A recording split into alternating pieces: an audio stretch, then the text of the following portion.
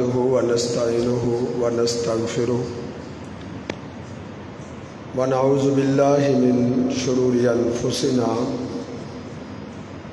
ومن سيئات أعمالنا ومن يهده الله فلا مضل له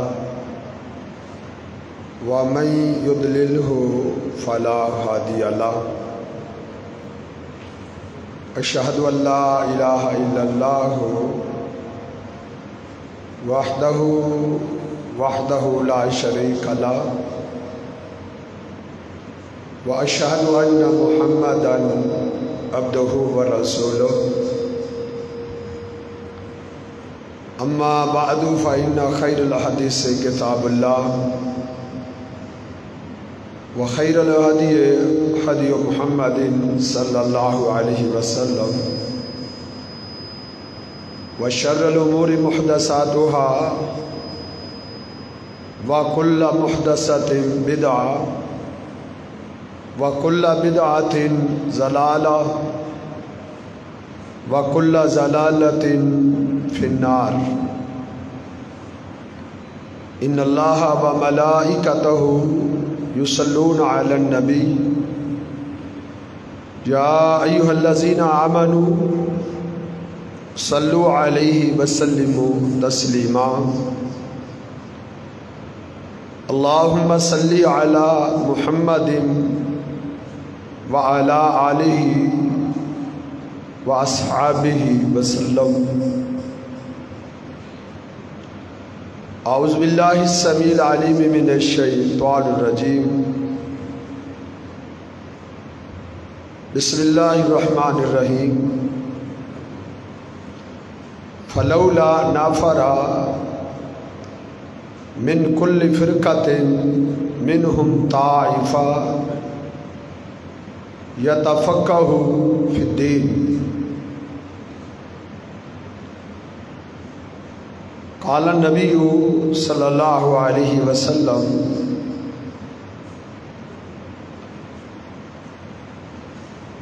ان بین یدی الساعة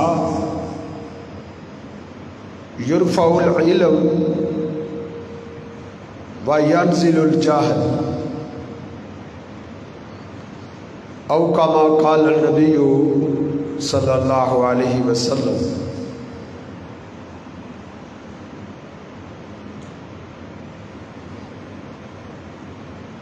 اللہ رب العزت نے دین کے علم کو سیکھنا یہ اہل ایمان پر واجب قرار دیا ہے۔ طلب العلم فریضۃ علی کل مسلم و مسلمہ، علم کا حصول، علم کی تلاش اور علم کی جستجو یہ ہر مسلمان پر فرض ہے۔ علم کے درجات ہیں، علم کے طبقے ہیں۔ کچھ تو وہ ہیں جو فرض عین ہے، مثلا توحید کا علم ہے، یہ ہر مسلمان مرد و عورت پر فرض ہے۔ فَاعْلَمْ أَنَّهُ لَا إِلَٰهَ إِلَّا اللَّهُ، لا الہ الا اللہ کی معرفت، لا الہ الا اللہ کی پہچان، لا الہ الا اللہ کا علم، اس کا ادراک، یہ فرض ہے۔ اللہ رب العزت نے یہ فرض کیا ہے کہ انسان اپنے رب کو پہچاننے کا علم سیکھے، ایسا علم سیکھے جس سے انسان کے اندر اپنے خالق کو پہچاننے کی معرفت حاصل ہو، اپنے پیدا کرنے والے کی پہچان حاصل ہو کہ ہمارا خالق کون ہے، اس کے کیا اوصاف ہیں، اس کی قدرتیں کیسی ہیں،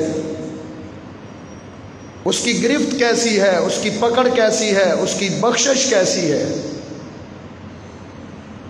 اس کے ہم پر کیا حقوق ہیں۔ نبی علیہ السلام صحابہ سے پوچھتے تھے، ایک ایک سے پوچھتے تھے، حل تدری، کیا تمہیں اس چیز کا ادراک ہے، ما حق اللہ علی العباد، اللہ کا بندوں پر کیا حق ہے، کیا تم نے یہ علم سیکھا ہے؟ یہ آپ استفسار کرتے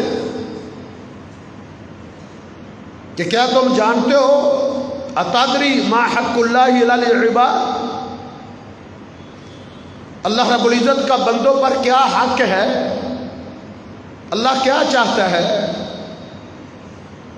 اللہ نے یہ دنیا کیوں بنائی ہے، یہ دنیا کیوں سجائی ہے، اس کا علم۔ اس دنیا میں اللہ نے انسان بسا دیے، جنات پیدا کر دیے، یہ دنیا کا نظام بنا دیا، کیوں پیدا کیے جنات اور انسان، اس کا علم ہونا چاہیے۔ وما خلقت الجن والانس الا لیعبدون، یہ معرفت ہونی چاہیے، اس کا پتہ ہونا چاہیے، اس کا علم ہونا چاہیے۔ آپ سفر میں ہوتے، جو آپ کی سواری کے پیچھے بیٹھا ہوتا اس سے بھی یہ سب پوچھتے کہ تم جانتے ہو اللہ کا کیا حق ہے۔ معاذ بن جبل ایک دن اللہ کے نبی صلی اللہ علیہ وسلم کے ہم رکاب تھے، تو آپ نے پوچھا، اب معاذ تو جانتا ہے ما حق اللہ علی العباد، اللہ کا بندوں پر کیا حق ہے؟ تو کہتے ہیں اللہ و رسول عالم، اللہ جانتا ہے، یا اللہ کا پیغمبر جس پر اللہ کی وحی آتی ہے۔ آپ نے فرمایا معاذ حق اللہ علی العباد ان یعبدوہ، اللہ کا بندوں پر یہ حق ہے کہ بندے اللہ کی عبادت کریں، ولا یشرک بہ شیئا، اللہ کی عبادت میں کسی غیر کو شریک نہ ٹھہرائیں، یہ اللہ کا حق ہے۔ تو یہ علم ہے میرے بھائیوں، یہ علم ہے جو اللہ نے فرض کیا ہے۔ تو طالب العلم فریضۃ علی کل مسلم و مسلم، ہر ایک پر علم کا طلب فرض ہے۔ امام بخاری علیہ رحمہ اپنی صحیح میں ایک عنوان قائم کرتے ہیں، العلم قبل القول والعمل، ہر عمل کرنے سے پہلے، ہر بولنے سے پہلے علم ہونا چاہیے۔ جو عمل کر رہا ہوں یہ اللہ کی اطاعت کا ہے یا اللہ کی نافرمانی کا، جو بول رہا ہوں اس بول کی کیا حیثیت ہے، اس سے اللہ رب العزت راضی ہوگا یا اللہ ناراض ہوگا۔ انسان کے ہر عمل پر اس کا علم ہونا چاہیے، ہر بول پر انسان کے پاس علم ہونا چاہیے۔ علم کتنا ضروری ہے، اور اسی پر دلیل پیش کی امام بخاری رحمہ اللہ نے، فَعْلَمْ أَنَّهُ لَا إِلَهَ إِلَّا اللَّهُ، اللہ نے اپنے پیغمبر پر بھی علم کے سیکھنے کو فرض کیا تھا، بلکہ دعائیں کرتے رہنے کا حکم دیا تھا، ربی زدنی علما، علم سیکھ لو، پھر اسی پر اکتفا نہیں، اس کے ارتقاء اور اس کے اندر اضافے کی دعائیں کرنی ہے۔ ربی زدنی علما، اللہ میرے علم کو بڑھا، دعا بھی جاری رہے، جستجو بھی جاری رہے، کوشش بھی جاری رہے، دعا اور دوا دونوں جاری رہنی چاہیے۔ علم کا حصول ضروری ہے، فرض ہے۔ جہالت مسائل کا حل نہیں ہے۔ لوگوں کی آج عجب حالت ہے، کہتے ہیں جی جتنا علم زیادہ سیکھیں گے اتنا زیادہ پھنسیں گے، جتنا زیادہ علم حاصل کریں گے اتنا زیادہ پھنسیں گے۔ کیا مطلب ہے کہ جاہل رہ جاؤ کوئی مسئلہ نہیں، بہت بڑا مسئلہ ہے۔ جاہل رہو گے جہالت کی علیحدہ سزا ملے گی۔ علم کیوں نہیں سیکھا تھا، جانا کیوں نہیں تھا، سمجھا کیوں نہیں تھا؟ یہ تو قبر میں ہی فرشتے کہیں گے ما دریتا وما تلیتا، تو نے علم نہیں سیکھا، ما دریتا وما تلیتا، تو نے پڑھا ہی نہیں تھا، حالانکہ بڑی بڑی ڈگریاں سیکھ گیا، یہ نہیں کہہ سکے گا بھی میں نے تو پڑھا ہے، میں نے تو اتنے سال پڑھے، میرے پاس تو اتنی ڈگریاں ہیں، میرے پاس تو اتنی ڈگریاں ہیں کہ میں ان کو گن نہیں سکتا۔ اللہ فرمائیں گے تو نے کچھ نہیں سیکھا، فرشتے کہیں گے تو جاہل تھا، تو لم یبوج تھا، کیوں؟ ما تریتا وما تلیتا، تو نے سیکھا نہیں۔ یہ ادھر علم نہیں حاصل کرتا کہ علم حاصل کیا تو عمل کرنا پڑے گا، پڑھ گیا تو علم کے مطابق سوال ہوگا، ٹھیک ہے سوال تو ہوگا، لیکن جہالت کا بھی تو سوال ہے نا، کہ تو نے علم ہی نہیں سیکھا، تو نے کوشش ہی نہیں کی، تو نے پڑھا ہی نہیں، کیا پڑھا ہے؟ زندگیاں بیت گئی، قرآن کا ترجمہ نہیں پڑھ سکتا، اور اس نے کیا پڑھنا تھا؟ اللہ کے پیغمبر صلی اللہ علیہ وسلم کی حدیث کا علم کیا سیکھنا تھا؟ مدارس کا رخ اس نے کیا کرنا تھا؟ قرآن کا ترجمہ نہیں پڑھ سکا، جس کا سمجھنا اللہ نے فرض کیا ہے، جس کو سمجھنے کا حکم ہے کہ اس کا ایک لفظ بھی پڑھو تو سمجھ کے پڑھو، اللہ یہ کہ وہ الفاظ جس کا اللہ نے علم دیا ہی نہیں، الف لام میم حروف مقطعات ہیں، اس کا علم، اس کا معنی اور مفہوم کیا ہے اللہ نے نہیں بتایا، ٹھیک ہے اس کی جستجو میں پڑھنا بھی نہیں ہے، اس کو اللہ کی طرف منسوب کرنا ہے، اللہ اعلم بمرادہ، اس کا مفہوم، اس کا مطلب صرف اللہ جانتا ہے۔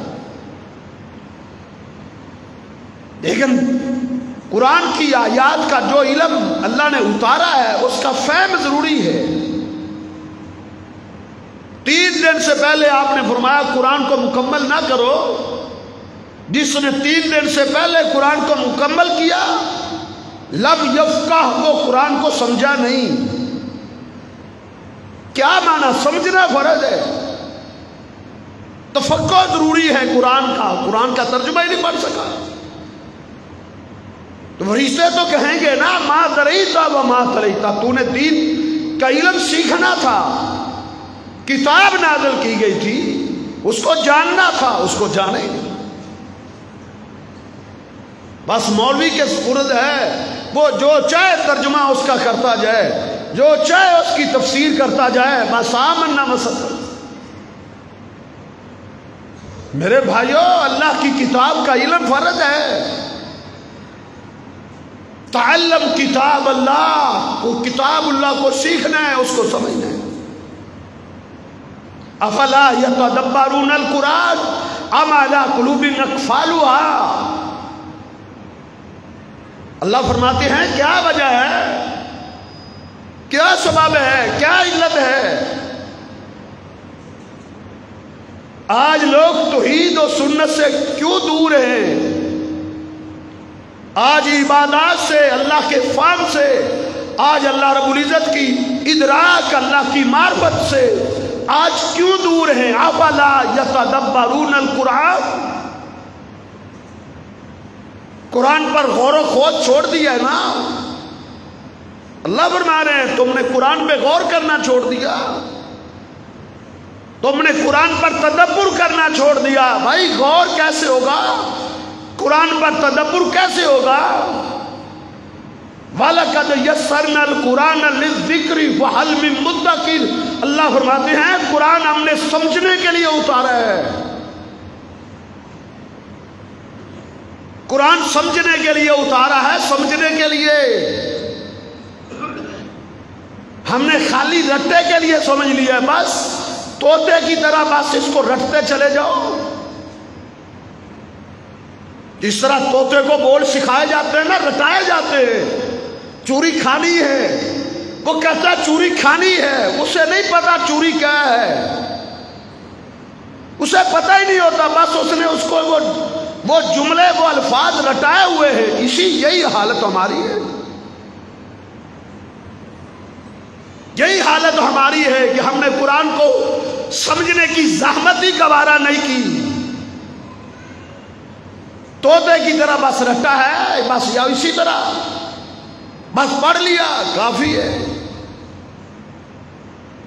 دنیا میں کوئی ایسی کتاب نہیں جس کو بغیر سمجھ کے پڑھا جاتا ہو. کوئی ایک کتاب آپ مجھے بتائیں، کوئی ایک کتاب جس کو پڑھانے والا ٹیچر صرف الفاظ یاد کرواتا ہو، اس کا ادراک، اس کی معرفت، اس کا فہم طلبہ کو نہ سکھلایا جاتا ہو. کوئی ایک کتاب نہیں سوائے قرآن کے.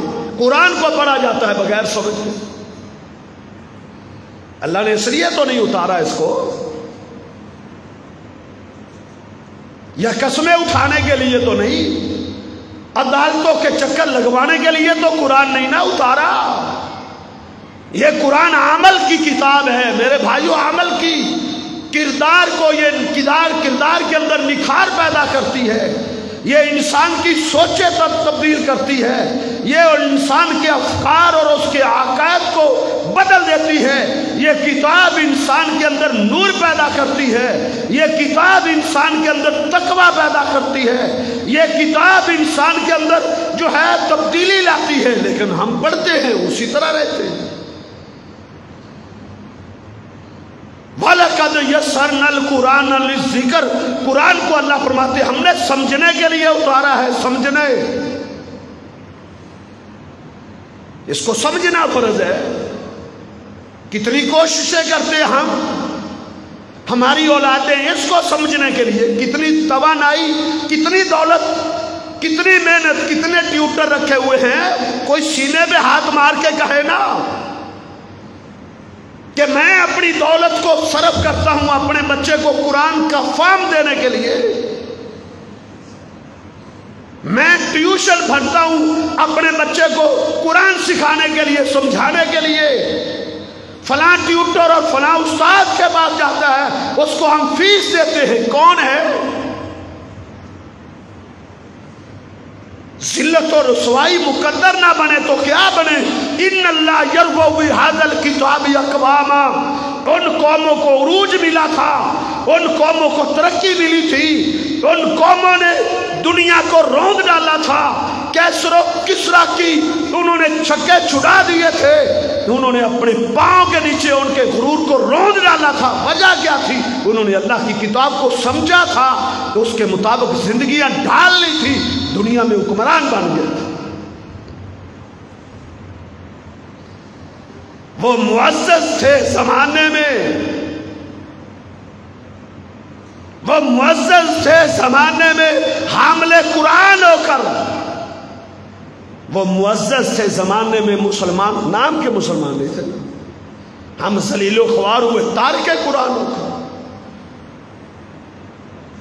فخر کرتا ہے آج مسلمانوں کے گھر پیدا ہونے والا، فخر کرتا ہے اپنے بچے پر کہ میرا بچہ جو ہے میٹرک کر گیا، میرا بچہ جو ہے وہ بی ایس سی کر گیا، ایم ایس سی کر گیا، میرا بچہ انجینئر بن گیا، میرا بچہ ڈاکٹر بن گیا، میرا بچہ اتنی ڈگری ہے. یہ فخر کرتے ہیں. یہ فخر کی بات ہے؟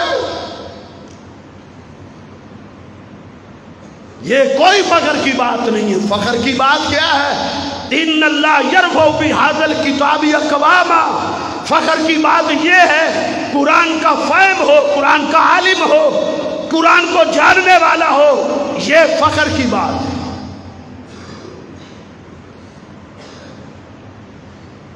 عمر بن خطاب رضی اللہ تعالیٰ عنہ سے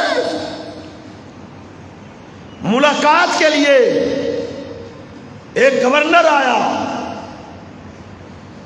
اور یہ گورنر مکہ المکرمہ کا گورنر تھا. عمر بن خطاب نے پوچھا مکے کو کس حالت میں چھوڑ کے آئے ہو؟ کہا وہاں ایک اپنا نائب بنا کے آیا ہوں، نائب گورنر مقرر کر آیا ہوں. کہا کس کو کیا ہے؟ کہا ابن ابزہ کو. کہا ابن ابزہ کون ہے؟ میں تو نہیں جانتا. ابن ابزہ کا تعارف کرواؤ، وہ کون ہے، کس خاندان، کس قبیلے، کس قوم، کس ذات، کس برادری، کس خاندان سے اس کا تعلق ہے. گورنر کہتا ہے اس کا خاندان میں نہیں جانتا، اس کی برادری میں نہیں جانتا، اس کی قوم میں نہیں جانتا. کون ہے پھر وہ؟ تو نہ اس کا خاندان جانتا ہے، نہ اس کا قبیلہ جانتا ہے، تو نے اس کو مکے کا گورنر بنایا. کہا وہ کون ہے؟ کہا مولاً من موالینا، وہ ایک غلام تھا. ایک غلام تھا، کسی قبیلے کا غلام تھا، اس نے اس کو آزاد کر دیا، آزاد کردہ غلام ہے. عمر بن خطاب غیظ و غضب میں آ گئے. کہتے ہیں مکے میں قریشی خاندان بھی بستا ہے. اے نافع، مکے میں ہاشمی خاندان بھی بستا ہے. مکے میں بڑے بڑے سردار، بڑے بڑے سرداروں کی اولادیں بستی ہیں. وہاں ایک آزاد کردہ غلام کو تم حکومت دے کر آئے ہو. امیر المومنین غصے میں آ گئے، ڈانٹا. اس نے وجہ بیان کی. وجہ کیا بیان کی؟ عمر بن خطاب سراپا حیرت بن گئے. وجہ کیا بیان کی؟ کہا امیر المومنین، ہاشمی بھی تھے، قریشی بھی تھے، بڑے بڑے سرداروں کے بیٹے موجود تھے، بڑے بڑے سرمایہ دار موجود تھے، بڑے بڑے مال و دولت والے موجود تھے، لیکن میں نے ایک آزاد کردہ غلام کو حکمران اس لیے بنایا ہے انہو عالم بکتاب اللہ، وہ اللہ کی کتاب کو جاننے والا تھا. وعالم بالسنہ، وہ پیغمبر کی سنت کو سب سے زیادہ جاننے والا. یہ فخر ہے، یہ عزتیں ہیں، یہ مقام ہے، یہ مرتبہ ہے. عمر بن خطاب نے پھر تاریخی الفاظ کہے. انہوں نے کیا کہا؟ انہوں نے کہا صادق اللہ و رسول، تو نے صحیح کیا ہے، اللہ اور اس کے رسول نے سچ فرمایا. ان اللہ یرفع بہذا الکتاب اقواما، اس کتاب کی وجہ سے اللہ قوموں کو عزتوں سے نوازتا ہے. اس کتاب کی وجہ سے آج ہم عزتیں ڈھونڈتے ہیں انگریز کی غلامی میں. آج ہم عزتیں ڈھونڈتے پھرتے ہیں انگریز کے دیے ہوئے گندے نظام تعلیم میں. آج ہم نے فخر سمجھا ہے تو انگریز کے غلام بننے میں. اللہ کی کتاب سکھاؤ اپنے بچوں کو، اللہ کی کتاب، قرآن کا حافظ بناؤ، قاری بناؤ، عالم بناؤ. یہ فخر کی بات ہے. عمر بن خطاب نے فخر کیا، رشک کیا، رشک اس غلام پر رشک کیا.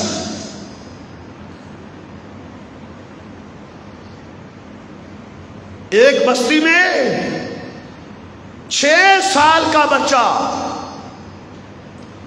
6 سال کا بچہ، بڑی بڑی عمر والے اور بڑے بڑے صحابہ کی جماعت کرواتا تھا. غریب گھرانے کا بچہ تھا اور 6 سال اس کی عمر تھی. 6 سال اس کی عمر تھی. ابھی وہ لباس بھی پورا نہیں پہنتا تھا. 6 سال کا بچہ، اس کو اپنے لباس کا کیا علم ہو سکتا ہے، کیا ادراک ہو سکتا ہے. وہ ایک بستی میں صحابہ کا امام تھا. فرضی نماز وہ پڑھاتا تھا، نماز تراویح وہ پڑھاتا تھا، صحابہ کے جنازے وہ پڑھاتا تھا، اور عید کی نماز وہ پڑھاتا تھا. اٹھاؤ سننے ابی داؤد کو. 6 سال کا بچہ، بڑے بڑے صحابہ پیچھے کھڑے ہوتے تھے، وہ آگے ہوتا.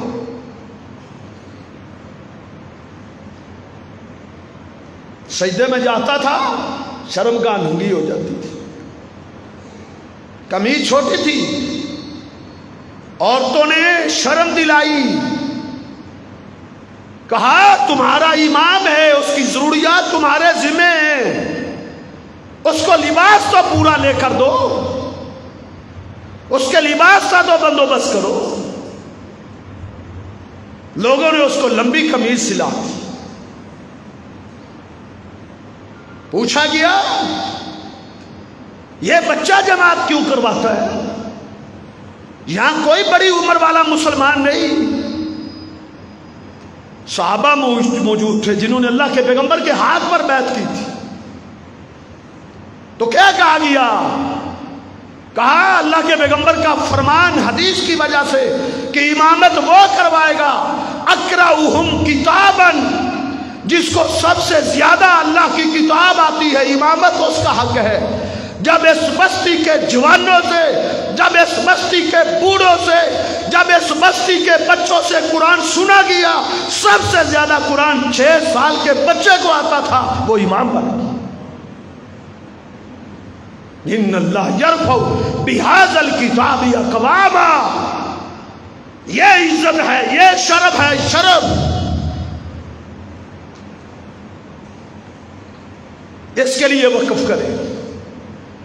اللہ کے پیغمبر صلی اللہ علیہ وسلم نے فرمایا من سلک طریقا یطلب العلم، جو علم کی تلاش کے لیے اپنے گھر سے نکلتا ہے. اس علم سے بیالوجی کا علم مراد نہیں، سائنس اور ٹیکنالوجی نہیں ہے. اس علم سے مراد قرآن و حدیث کا علم ہے، جو ان چٹائیوں پر بیٹھنے والے بچے پڑھتے ہیں، جو مدارس میں آگے ان چٹائیوں پر بیٹھ کے قال اللہ و قال رسول کی صدائیں سنتے ہیں، قال اللہ و قال رسول کی صداؤں سے اپنے سینوں کو منور کرتے ہیں. یہاں ان کی بات ہو رہی ہے، ان کا شرف بیان ہو رہا ہے، ان کی عظمت بیان ہو رہی ہے، ان کی رفعت بیان ہو رہی ہے. من سلک طریقا، جو کسی راستے کا چناؤ کرتا ہے، جو ایسے راستے کا انتخاب کرتا ہے، یطلب فیہ علما، تاکہ پیغمبر کی حدیث سیکھے، قرآن کی آیت سیکھے. سہل اللہ طریقا الی الجنہ، اللہ کے نبی نے فرمایا وہ چند اینٹوں سے بنی ہوئی مسجد، چند اینٹوں سے بنے ہوئے مدرسے کی طرف نہیں جا رہا، وہ اللہ کی جنت کی طرف جا رہا ہے. وہ جنت کی طرف جا رہا ہے. اس کا ایک ایک قدم، اس کا ایک ایک قدم جنت کی طرف جا رہا ہے. اس کے ایک ایک قدم کو گننے کے لیے اللہ آسمان سے فرشتے اتارتے ہیں. فرشتوں جاؤ جاؤ، میرا بندہ گھر سے باہر قدم رکھنے لگا ہے، جاؤ پیر کھڑے ہو جاؤ، تم اس کے استقبال میں کھڑے ہو جاؤ، تم نے ان کا استقبال کرنا ہے. اللہ کیسے استقبال کرے؟ کہا جب وہ پیر قدم رکھے تم نے اپنی نورانی پار اس کے پاؤں کے نیچے بچھا دینے. یہ رتبہ بلند ملا جس کو میں نے کیا. یہ ہے عظمت، یہ ہے رفعت، یہ ہے مقام، یہ ہے مرتبہ، یہ ہے حقیقی منصب، یہ ہے علم. وہ گھر سے باہر قدم رکھتا ہے، فرشتے جلدی سے اپنے پاؤں بچھا دیتے ہیں تاکہ وہ اپنا قدم فرشتوں کے پاؤں پہ رکھے. اللہ اکبر. کون فرشتے؟ جو کروڑ ہاں سجدے کر چکے تھے، جو کروڑ ہاں جنہوں نے پلک جھپکنے کے برابر کبھی اللہ کی نافرمانی نہیں کی. یفعلون ما یؤمرون، جنہوں نے پلک جھپکنے کے برابر کبھی اللہ کی نافرمانی نہیں کی. نورانی فرشتے ہیں، پاک باز ہستیاں ہیں. انہوں نے کہا کہ اب پر بچھا دو، اس کے پاؤں کے نیچے پر بچھا دو. تمہارے دنیا کے قالین کیا حیثیت رکھتے ہیں؟ تمہارا پروٹوکول، تمہارا استقبال، اگر تم کسی بڑے منصب میں پہنچ بھی جاؤ گے، تمہارا استقبال کے لیے قالین بچھائے جاتے ہیں، قالین پھول بکھیرے جاتے ہیں. لیکن یہ رتبہ کتنا اعلیٰ ہے کہ اللہ کے فرشتے اس کے نیچے پر بچھاؤ، پر بچھاؤ. کچھ فرشتے پر بچھا دیتے ہیں، کچھ فرشتے اپنے پروں سے اس کے اوپر سایہ فگن ہو جاتے ہیں.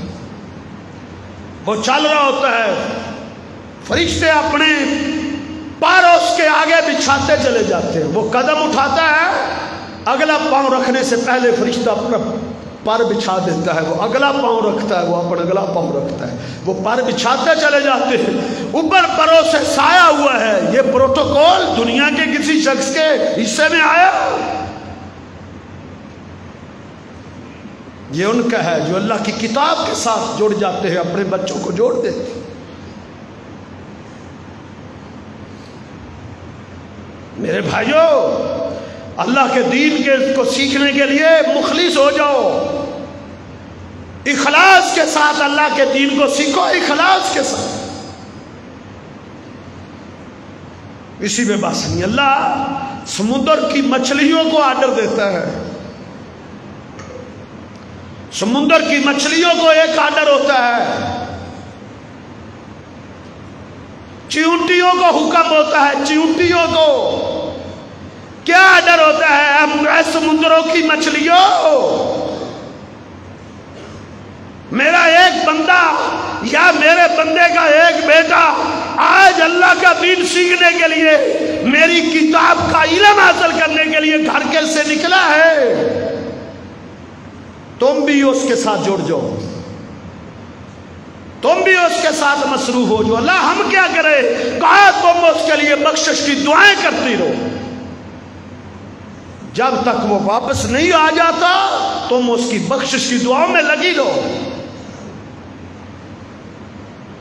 سمندروں میں کتنی مچھلیاں ہیں؟ لا یعلم جنود ربک الا ہو. ان کی تعداد کوئی بتا سکتا ہے؟ اللہ جانتے ہیں. ان کی تعداد کتنی ہے اللہ جانتے ہیں. وہ ایک غریب گھرانے کا بچہ، پتہ نہیں اس کے گھر میں پکتی بھی ہے یا نہیں، مفلسی ہے، تنگ دستی ہے، غریب ہے، کلاش ہے، لیکن اس کو ویلیو کتنی ملی ہے، اس کو پروٹوکول کتنا ملا ہے. سمندر کی مچھلیاں اس کے لیے بخشش کی دعائیں کر رہی ہیں. جب بھی گھر سے نکلا کرو نا مسجد آنے کے لیے، ایک نیت باندھ لیا کرو. نماز کی نیت ہوتی ہے، ایک اور نیت کر لیا کرو. مسجد میں جا کے کوئی آیت سیکھوں گا، کوئی حدیث سیکھ لوں گا، کوئی دعا سیکھ لوں گا، کوئی ایک دعا، کسی دعا کا ترجمہ سیکھ لوں گا، کسی آیت کا ترجمہ سیکھ لوں گا. یہ نیت باندھ لو. جب یہ نیت باندھ کے آؤ گے نا، پھر آپ کے وہ قدم، پھر آپ کی وہ چال، پھر آپ کی وہ ڈھال، پھر آپ کی آمد، پھر آپ کا آنا، پھر جانا، وہ مختلف ہو جائے گا. ایک بوڑھا صحابی امام احمد مسند میں اس کا قصہ لے کر آئے. بیچارہ بوڑھا ہو گیا تھا، کمر اس کی جھک گئی تھی، ہڈیاں اس کی کمزور ہو گئی تھی. کابرت سنی وعظمت کسری عظامی، ہڈیاں کمزور ہو گئی ہیں، کمر جھک گئی. آسے اس نے پکڑا، آسے کے سارے سے وہ اپنے گھر سے نکلا. اوالیہ مدینہ سے آتا تھا، بس مدینہ سے باہر بستی سے چلا، مدینہ سے باہر بستی سے چلا. آسے کے سارے مسجد نبی میں پہنچا. تھک چکا تھا، سانس پھولی ہوئی تھی، بوڑھا تھا، کمزور تھا. اللہ کے پیغمبر نے دیکھا پسینے سے شرابور ہے، سانس اکھڑی ہوئی ہے، کمزوری اس پر غالب ہے، بڑھاپا اس پر طاری ہے. مسجد نبی میں پہنچا اور دور سے کیا کہتا ہے؟ علمنی آیا، علمنی آیا، علمنی ما ینفعنی. یا اللہ، وہ کیسے آئے؟ کہا اللہ کے حبیب آپ سے علم سیکھنے آیا ہوں، علم، کوئی علمی بات سیکھوں گا، اللہ مجھے اس علم سے نفع دے گا۔ وہ علم مانگنا چاہیے نا جس سے نفع ہو، وہ اس کے لیے توانائیاں خرچ کرنی چاہیے جس سے نفع ہو۔ بے نفع علم سے اللہ کے نبی نے پناہ مانگی، اللہم انی اعوذ بک من علم لا ینفع، اللہ ایسا علم مجھے نہ دینا جو بے فائدہ ہو۔ نبی علیہ السلام کے فجر کے اذکار میں سے کیا تھا؟ اللہم انی اسألک علما نافعا، اللہ میں فائدہ مند علم تجھ سے مانگتا ہوں۔ اس بوڑھے بیچارے نے بھی کیا کہا؟ ما ینفعنی، اللہ وہ علم آپ مجھے سکھائیں، وہ علم سیکھنے آیا ہوں جو مجھے نفع دے۔ نبی علیہ السلام نے فرمایا میں سکھاتا ہوں تجھے، لیکن پہلے ایک خوشخبری سن لو، پہلے ایک خوشخبری سن لو۔ خوشخبری کیا ہے؟ فرمایا جب تو اپنے گھر سے نکلا ہے، ما مررت بحجر و شجر و مدر،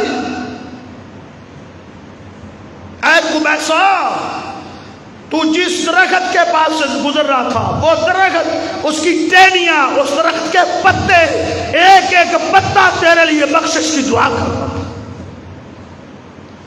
جب یہ نیت باندھ کے تو گھر سے نکلا تھا، جس وادی سے تو گزرا تھا، اس وادی کا ایک ایک ذرہ استغفار اللہ کا تیری بخشش کی دعا کر رہا تھا۔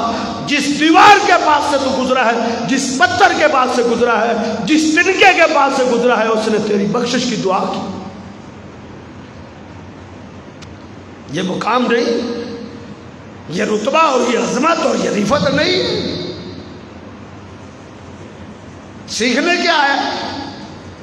اللہ کے نبی نے سکھایا، کیا سکھایا؟ آپ نے فرمایا قبیصہ فجر کی نماز کے بعد 3 مرتبہ یہ پڑھ لیا کرو، سبحان اللہ العظیم و بحمدہ، یاد کر لیں، یاد۔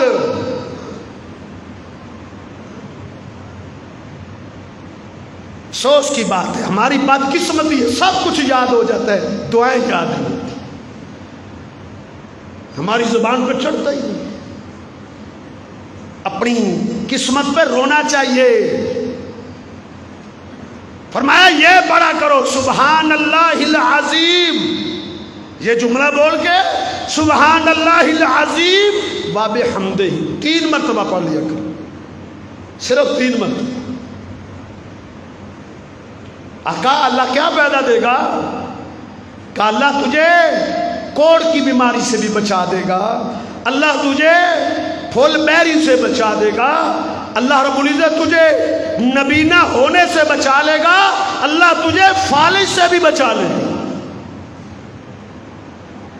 آج میں نے یہ حدیث پڑھی، آج ہی 3 مرتبہ آسان ترین جملہ سبحان اللہ العظیم بابے، ایک اس نے وظیفہ سیکھا واپس چلا گیا، اسی وقت ہی واپس، اس کا مقصد پورا ہو گیا، واپس جا رہا ہے۔ میرے بھائیوں یہ نیت باندھ کے آیا کرو، گھر سے نکلو، مسجد میں جا رہے ہیں، علم سیکھیں۔ نبی علیہ السلام کا فرمان ہے من غدا الی المسجد، جو مسجد کی طرف صبح کے وقت آتا ہے لیکن ساتھ یہ نیت کر لیتا ہے کہ میں نے کوئی آیت سیکھنی ہے، ایک آیت ہے،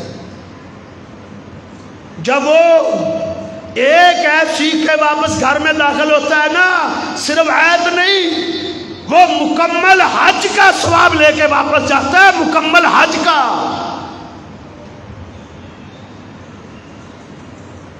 اللہ رب العزت نے تو اجر دینے کے لیے اللہ نے بڑے راستے کھولے، بے تحاشا، لیکن کوئی ہے ہی نہیں۔ اللہ فرماتے ہیں وَلَقَدْ يَسَّرْنَا الْقُرْآنَ لِلذِّكْرِ فَهَلْ مِن مُدَّكِرٍ، ہے کوئی قرآن کو سیکھنے والا، سمجھنے والا کوئی ہے؟ اس قرآن کی طرف توجہ دینے والا کوئی ہے؟ سارے علوم کو پڑھنے والے مل جائیں گے؟ یہ نہیں.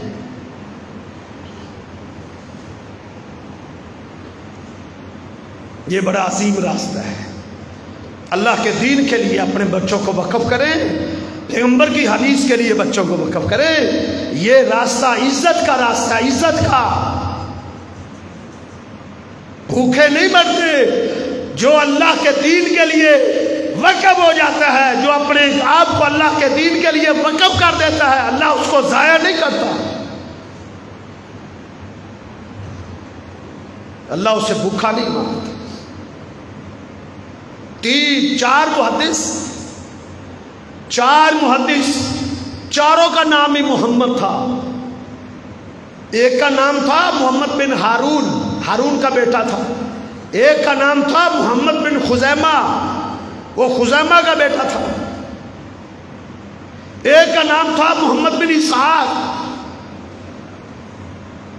4 محمد نامی بندے ایک ہی بستی سے چلے کہ دین کا علم سیکھتے. دھار والوں نے انہیں دیا، زیادہ راہ دیا، بہت دیا.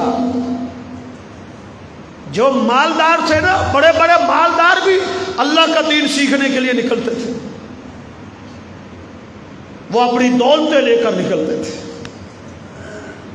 امام بخاری رحمہ اللہ جب اللہ کا دین سیکھنے کے لیے نکلے، بہت بڑے تاجر باپ کے بیٹے تھے، بہت بڑے تاجر باپ کے.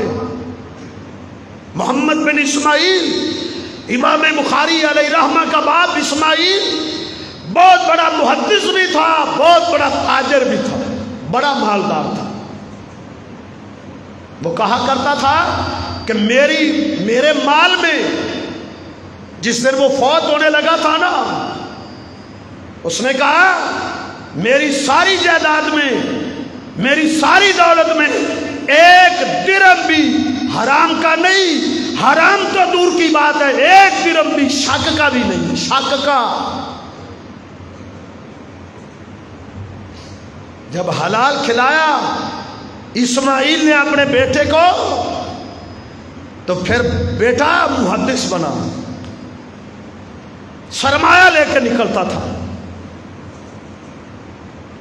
غریبوں میں بانٹتا بھی تھا، دین بھی سیکھتا تھا، اللہ کے راستے میں خرچ بھی کرتا تھا، غریبوں کو بھی دیتا تھا. محدث بنا، بہت بڑا محدث بنا. زیادہ راہ ختم بھی ہو جاتا تھا، پتے کھانے بھی مجبور ہو جاتا. اللہ نے کتنا مقام دیا، کتنا رتبہ دیا. ان کا بھائی بھی تو تھا نا، احمد. امام بخاری کا ایک بھائی بھی تھا جس کا نام احمد تھا. آج اس کو کون جانتا ہے؟ کون جانتا ہے؟ اس کو بھی اپنے باپ کی مال، باپ کی وراثت سے وہ بھی کروڑوں کا مالک بنا تھا. اس نے تجارتیں کی تھی، بہت بڑا تاجر تھا. امام بخاری کا بھائی احمد بہت بڑا تاجر تھا. اس نے اپنے باپ کی تجارت کو سنبھال لیا تھا.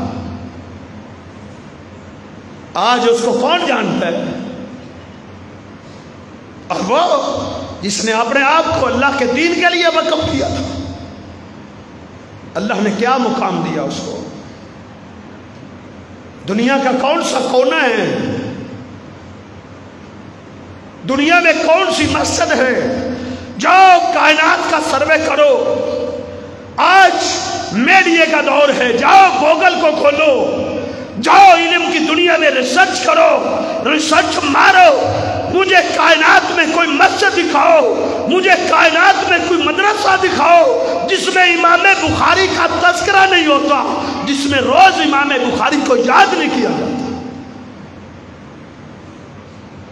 بڑے بڑے حکمران امام بن گئے تھے، آج ان کا نام لینے والا کوئی نہیں.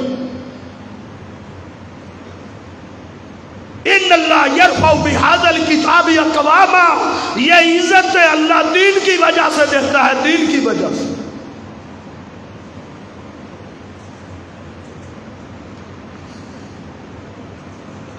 امام بخاری رحمہ بخارا ہے، پورا بخارا ہی باہر نکل آیا. انہیں پتا چلا امام بخاری آ گئے. لوگوں نے کئی 100 میل تک انہوں نے اس کے استقبال کا بندوبست کیا. میلوں سفر تک انہوں نے خیمے کاٹ دیے امام بخاری کے استقبال کے لیے. سینکڑوں میل تک خیمے گاڑے گئے. نوجوان کھڑے ہیں، دنیا اس کا استقبال کے لیے کھڑی ہے. کون آ رہا ہے؟ کون سا بادشاہ ہے؟ کس دنیا کا بادشاہ ہے؟ کس ملک کا بادشاہ ہے؟ وہ تو کسی ایک بستی کا ناظم بھی نہیں تھا. وہ قال اللہ و قال رسول کی صدائے دینے والا تھا. آج دنیا اس کے استقبال کے لیے نکلی. مت گھبرایا کرو. اگر کوئی اکا دکا آپ پر حسد کرے، اگر کوئی اکا دکا آپ سے بغض رکھے، تو یہ آٹے میں نمک کے برابر ہے. ان کی کوئی ویلیو نہیں، کوئی ویلیو نہیں. امام بخاری کو جب محدثین نے سلوٹ پیش کیا تو انہوں نے کیا کہا؟ ما یبغی کا الا حاسد. او امام بخاری، تجھ سے حسد وہ کرے گا جو بہت بڑا حاسد ہے، ورنہ دنیا تجھ سے محبت کرے گی. جاؤ دنیا کے کونے کونے میں امام بخاری کی محبت کے چرچے ہیں. یہ کیا وجہ ہے؟ یہ اللہ کی کتاب کی وجہ ہے.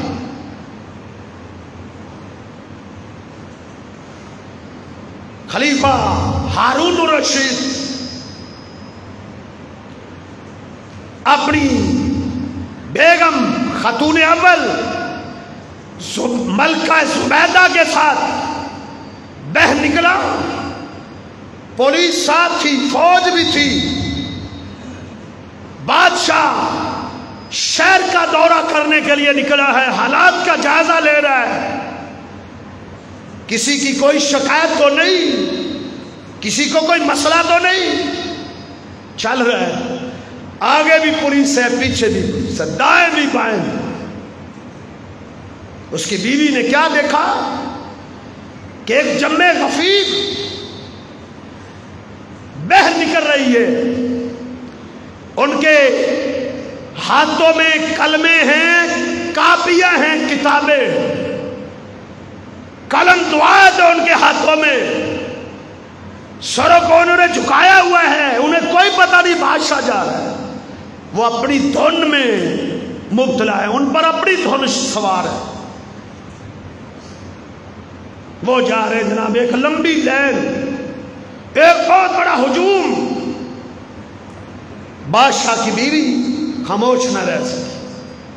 بادشاہ سے پوچھتی ہے، ہارون یہ لوگ کون ہیں اور کدھر جا رہے ہیں؟ یہ نہ آپ کی طرف دیکھتے ہیں نہ رکتے ہیں، یہ چلتے چلے جا رہے ہیں. یہ کون ہے؟ یہ کدھر جا رہے ہیں؟ کہاں کے رہنے والے ہیں؟ کہا اسی شہر کے رہنے والے. کدھر جا رہے ہیں؟ کہا ان کو پتا چلا ہے کہ بغداد سے ایک محدث عبداللہ بن مبارک آج آ رہا ہے. یہ اس کی زیارت کرنے کے لیے، اس کو دیکھنے کے لیے، اس سے پیغمبر کی حدیثوں کو سیکھنے کے لیے، یہ اس کے استقبال کے لیے نکل رہے ہیں. تو وہ کہنے لگی، پھر حکمران تو نہیں ہے نا، حکمران تو یہ ہوا نا، حکمران تو وہ ہوا. تیرے استقبال کے لیے تو لوگوں کو مار مار کے لایا جاتا ہے، اس کے استقبال کے لیے لوگ خوشی سے جاتے ہیں. ہارون الرشید ہنس پڑا. ہنس کے اپنی بیوی کو جواب دیتا ہے. اس نے تاریخی جواب دیا. اس نے کہا، اے بیوی، میں لوگوں کے جسموں پر حکومت کرتا ہوں، لیکن بغداد سے جو آج آ رہا ہے وہ لوگوں کے جسموں پر نہیں، وہ لوگوں کے دلوں پر حکومت کرتا ہے. محدثین علماء وہ لوگوں کے دلوں پر حکومت کرتے ہیں. لوگ دل و جان سے ان کے لیے اپنا سب کچھ نچھاور کر دیتے ہیں. یہ عظمتیں ہیں، یہ رفعتیں ہیں جو اللہ عطا کرتا ہے. اللہ ضائع نہیں کرتا. یہ 4 محدث گئے دین سیکھنے کے لیے، زیادہ راہ ختم ہو گئی. 1 دن بھوکے، 2 دن، 4 دن. کہتے ہیں ایسے تو مر جائیں گے. کہا کیا کرنا ہے پھر؟ کیسا کرو؟ کوئی بھیک مانگنے جائے،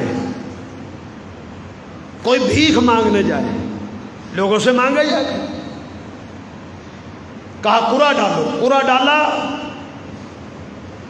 محمد بن ہارون کا نام نکلا. کہا چلو بھیک مانگو. اس نے کہا مجھے 2 رکعت نماز پڑھنے کا موقع دے دو. 2 رکعت نماز پڑھی، سجدے میں پھوٹ پھوٹ کے رونے لگا. اللہ ہم تیرے دین کے لیے نکلے ہوئے ہیں، اپنی کسی غرض و غایت کے لیے نہیں، اپنا دنیاوی کوئی مفاد نہیں ہے. اللہ ہم صرف تیرے دین کی غرض سے آئے ہیں، تیرے دین کی سربلندی کے لیے نکلے. اللہ ہم نے تیرا دین سیکھنے ساری زندگی عزم کی ہے. اللہ تیرے دین کا کام کریں گے، تو ہمیں بندوں کا محتاج کرتا ہے. وہ سجدے میں ہی تھا، دروازہ کھٹک گیا. ایک بادشاہ نے بندہ بھیجا، اللہ نے اس کو اسی وقت ہی بیٹھا ہوا تھا، اونگ آئی، اللہ نے دکھا دیا کہ 4 اللہ کے ولی بھوکے ہیں، فلاں جگہ پہ ہیں، ان کے لیے زادرہ بھیجو. اس نے نوکر بھیجا، 4 اشرفیوں کی تھیلیاں، سونے کی تھیلیاں بھری ہوئی، ایک ایک کا نام لکھا ہوا تھا، ایک ایک کا نام لکھا ہوا تھا، ایک ایک کا، ایک ایک تھیلی پہ اللہ نے ان کے نام بھی لکھوا دیے. کہا محمد بن ہارون کہاں ہے؟ کہا وہ تو سجدے میں پڑے. لاؤ بلا کے اس کو. کہا اٹھو، کام بن گئی ہے. تھیلی دی گئی سونے سے بھری ہوئی، سب کی ایک ایک تھیلی. اللہ ضائع نہیں کرتے. آپ مخلص ہو کر اللہ کے دین کے لیے وقف تو وقف کریں نا اپنی اولاد کو. یہ اولاد نے کام آنا ہے. جو ڈگریاں سکھا گیا، صرف ڈگریوں پہ اپنی دولتیں صرف کر گیا، کوئی ویلیو نہیں ان ڈگریوں کی. اللہ کی قسم آنکھیں بند ہو جائیں گی، یہ ڈگریاں دھری کی دھری رہ جائیں گی، ان کی کوئی حیثیت نہیں ہوگی. لیکن بسم اللہ پڑھے گا نا جو بسم اللہ تیرا بیٹا، صرف بسم اللہ، اللہ بسم اللہ پڑھے گا، جب قبر میں راحت ملے گی، سکون ملے گا، پوچھے گا میرا عذاب میری راحت میں کیوں بدلا؟ جواب دیا جائے گا تیرے بیٹے نے بسم اللہ پڑھی ہے. تو اس کتاب کی تو بسم اللہ ہی عظمتوں والی ہے. اس کے ساتھ جڑ جائیں، اس کے ساتھ مخلص ہو کے اس کو سکھائیں. نہیں سیکھ سکے اولادوں کو سکھائیں. اولادوں کو نہیں سکھا سکے ہو، اور دین کا علم سیکھنے والے جدھر بھی ہیں ان سے نفرتیں نہ کیا کرو. یہ اللہ کے دین کے سپورٹر ہیں، اللہ کے دین کے، انہوں نے اللہ کے دین کو سیکھ رہے ہیں، اللہ کے دین کو لے کر کھڑے ہوں گے. کیا سمجھتے ہو اللہ ان کا دفاع نہیں کرے گا؟ اور میاں صاحب کا کوئی سپورٹر ہو نا، میاں صاحب کا سپورٹر، اور میاں صاحب اس کی لاج رکھتے ہیں، اس کا دفاع کرتے ہیں. تم کیا سمجھتے ہو پوری کائنات کا خالق مالک اپنے اس بندے کو ضائع کر دے گا جو اللہ کے دین کا سپورٹر ہو، جو اللہ کے دین کو لے کر کھڑا ہو جائے؟ تو کیا سمجھتے ہو اس کی مخالفتیں کرنے والے کو اللہ ایسا چھوڑ دے گا؟ نہیں. اللہ عبرت کا نشان بنا دیتے ہیں جو علماء اور طلباء کا دشمن ہوتا ہے ان کی اولادیں کبھی بھی دین نہیں سیکھتی. ایک تو بات یہ ہوتی ہے جس کے دل میں علماء اور طلباء سے نفرت ہے، بغض ہے، جاؤ تجربہ کر لو، ان کی اولادوں میں کبھی بھی عالم نہیں ہو سکے گا. لکھ لو میری بات، میں نہیں کہتا، محدثین نے یہ نتیجہ اخذ کیا ہے، وہ کبھی بھی ان کی اولاد دین کا عالم نہیں بن سکے گی. اللہ دنیا میں عبرت کے نشان بنا دیتا ہے. نہیں پڑھ سکے ہو، یہ دین پڑھنے والے بچے ہیں جدھر بھی ہیں، کتنے مدارس ہیں، یہ اسلام کے کلے ہیں، ان کے محافظ بن جاؤ، ان کے ساتھ تعاون کرو، یہ اللہ کا دین کا کام کریں گے. ان کے شاگرد پھر آگے دین کا کام کریں گے، پھر ان کے شاگرد آگے کریں گے، پھر ان کے شاگرد، پھر ان کے شاگرد، قیامت تک یہ سلسلہ چلے گا. قیامت تک دیے سے دیا جلتا ہے، دیے سے دیا. آج آپ کا دیا ہوا ایک من گندم کا، اس کو معمولی مت سمجھ. دین پڑھنے والے بچے کھائیں گے، دین پڑھنے والے وہ دین پڑھیں گے، دین سکھائیں گے، ان کے شاگرد آگے سکھائیں گے. قیامت تک یہ سلسلہ چلے گا، صدقہ جاریہ قیامت. اللہ مجھے اور آپ کو عمل کی توفیق